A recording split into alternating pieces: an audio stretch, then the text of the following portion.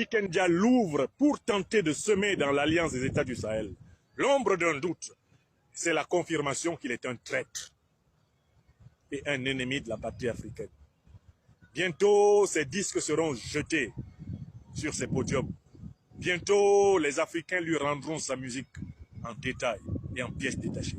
Puisqu'il se moque de la plus grande bataille que l'Afrique puisse mener en ce 21e siècle, Tikenja va découvrir la colère des panafricanistes.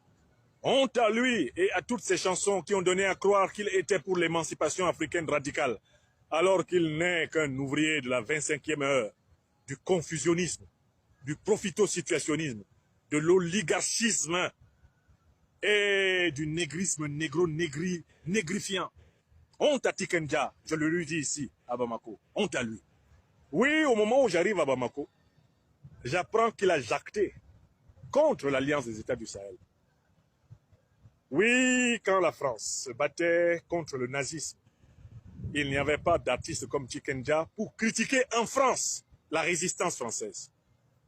Quand De Gaulle, profitant de la puissance des troupes qu'il avait récoltées en Afrique, libérait la France en envoyant les nègres en première ligne, il n'y avait pas un seul artiste comme Tikenja sur la terre de France pour tenter de mépriser les résistants français qui faisaient reculer les Boches, comme on les appelait, les Schleux, comme on les appelait. L'Afrique est confrontée à une guerre de recolonisation. Et voilà que Tikenja tire dans le dos de nos troupes et essaye de semer la confusion pour faire plaisir à son oncle Dodiéné, le satrape reptilien Alassane Dramane Ouattara venu de Sendou, pour troubler les Africains et renier notre belle terre burkinabé de Sendou pour troubler toute l'Afrique avant d'être bientôt dégagée. Oui, nous remettrons à Tikenja ses disques. Partout où nous le trouverons, nous lui jetterons sa musique à la figure.